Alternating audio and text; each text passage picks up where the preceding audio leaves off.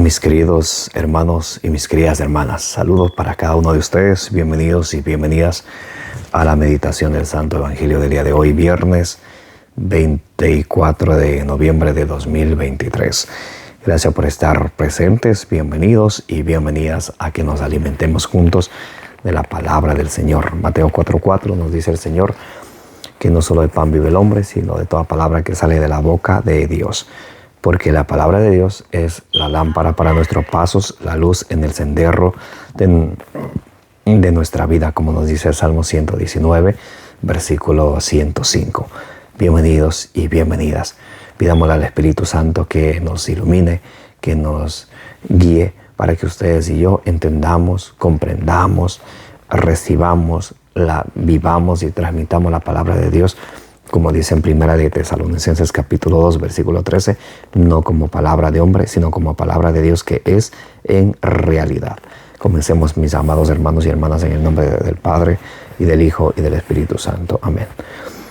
Santo y divino Espíritu de Dios, destruye en mí toda distracción, toda pereza espiritual, toda indiferencia. Lléname plenamente de tu luz, de tu sabiduría, de tu conocimiento. A ti, divino Espíritu, que eres Dios y siempre nos acompañas, a ti sea el honor, la gloria, la adoración por los siglos de los siglos. Amén. Lectura del Santo Evangelio según San Lucas. Gloria a ti, Señor.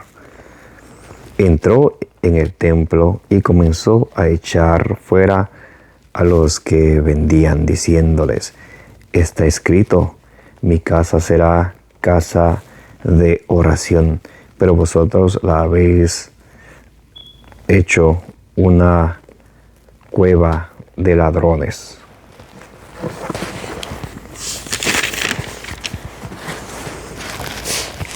Enseñaba todos los días en el templo. Por su parte, los sumos sacerdotes, los escribas y también los notables del pueblo buscaban matarle, pero no encontraban modo de hacerlo, porque todo el pueblo le oía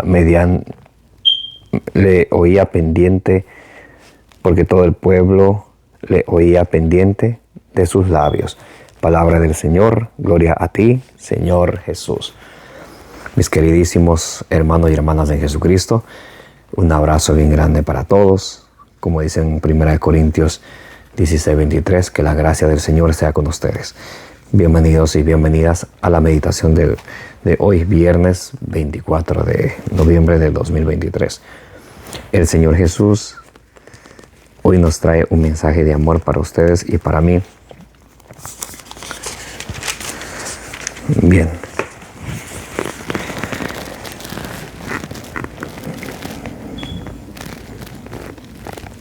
En el Evangelio del día de hoy nos empieza diciendo el Señor que entró en el templo y comenzó a echar fuera a los que vendían, diciéndole, primeramente el Señor entra al templo y empieza a vender fuera a los que están haciendo negocio de la fe. Luego San Pablo nos dirá en la primera carta a Timoteo, capítulo 6, del versículo 3 al 10, pueden leer ustedes de tarea, que hay personas que enseñan ignorantemente porque no saben nada y hacen de la fe un negocio. Y eso es lo que Dios saca de dentro del templo.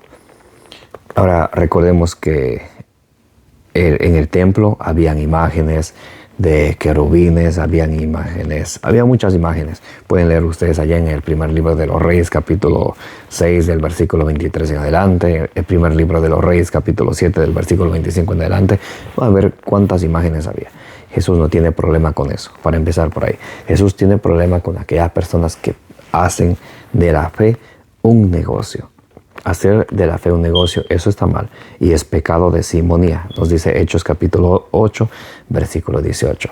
Así que los fulanos pastores que se autonombran pastores, que ayer eran una persona que hacía cosas malas y hoy agarra la Biblia, se pone bajo el brazo y se autonombra pastor, se monta un changarrito y se llama de cualquier denominación y empieza cobrando el diezmo, eso está mal.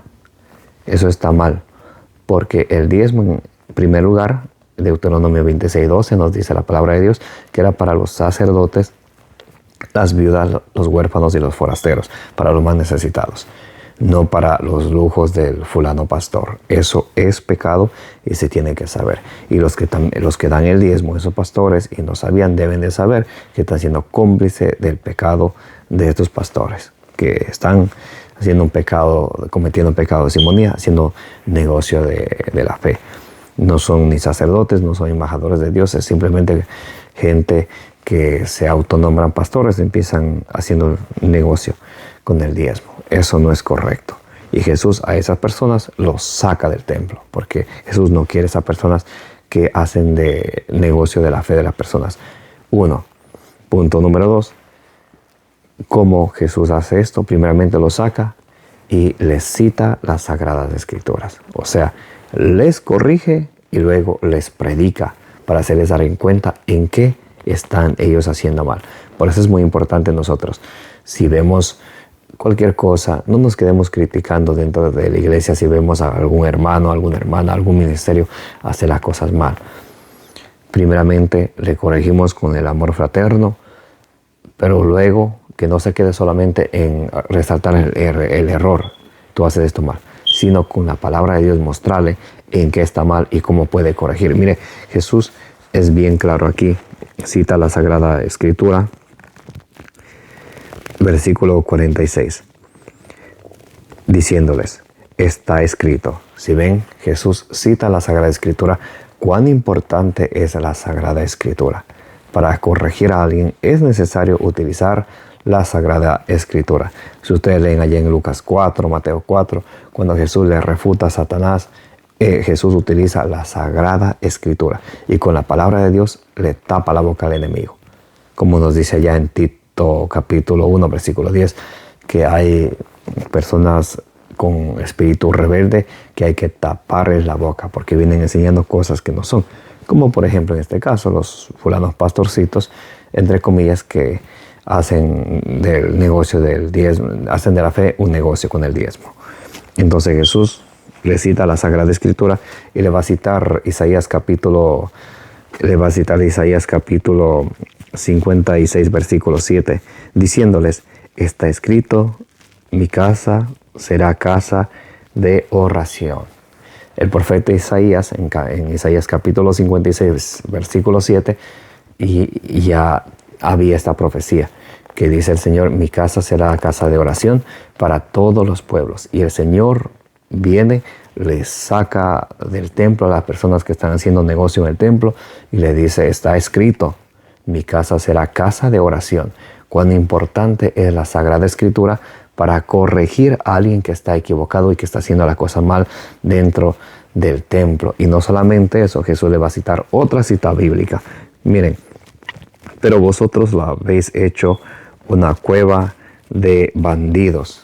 Eso está escrito en Jeremías capítulo 7, versículo 11, que la han hecho de la casa de Dios una cueva de bandidos. Y Jesús le cita las Sagradas Escrituras para que los cristianos de todos los tiempos nos dediquemos a aprender de Jesucristo, a seguir su ejemplo y a dejarnos guiar, siempre basándonos en la Sagrada Escritura. Por eso nos dirá San Pablo allá en 2 de Timoteo capítulo 3, versículo 16, toda Escritura está inspirada por Dios y es útil para arguir, para corregir, para debatir, para refutar. Entonces hay de aquellas personas que piensan, oh no, la Biblia no es para pelear. ¿Y de dónde sacaron eso? ¿Dónde leyeron? Denme el capítulo y el versículo donde diga que la Biblia no es para pelear. Todos los padres de la iglesia, ellos defendían siempre la fe basándose en las Sagradas Escrituras. Y no es correcto pensar o afirmar que la Biblia no es para pelear. Otra cosa es que ciertas personas pueden tener vaguería, ociosidad de leer la Biblia, que se llama pereza espiritual, pero no es correcto decir que la Biblia no es para pelear. El mismo Señor Jesucristo nos enseña a predicar, a enseñar con la Sagrada Escritura. Enseñaba todos los días en el templo. Por su parte, los sumos sacerdotes, los escribas y también los notables del pueblo buscaban matarle. ¿Qué hacía Jesús en el templo? Enseñaba todos los días en el templo, porque la casa de Dios es columna y baluarte de la verdad. Y Jesús enseñaba en el templo. Por eso es muy importante que ustedes y yo vayamos a misa mínimo cada domingo y cada fiesta de guarda, cada vez que la iglesia lo mande, porque se nos va a alimentar de la palabra del Señor y va a ser el mismo Señor Jesucristo hablándonos a través de su palabra. Por eso es importante nosotros no dedicarnos a un estudio aislado fuera de la iglesia, sino junto con la iglesia, dejarnos guiar de la palabra de Dios. Es muy importante. Entonces, obviamente, cuando nosotros vamos a la iglesia, después de algunos años, nuestra vida va a empezar a cambiar poco a poco, porque es una vida de perseverancia. Entonces va a haber gente como los fariseos que nos quieran matar esas ilusiones. Ay, pero ya te crees santucho, te crees una santucha. ¿Por qué no te haces ya mejor sacerdote? ¿Por qué no te haces monja? A Jesús le hacían igual. Entonces ustedes y yo no nos extrañemos. Y ellos le querían matar a Jesús, pero tenían miedo al pueblo que oía a Jesús con mucha atención. Y también no era la hora de Jesús. Juan cita 30. No lo mataban porque no era la hora. Todo tiene su tiempo, nos dice ya Eclesiastés capítulo 3 del 1 en adelante.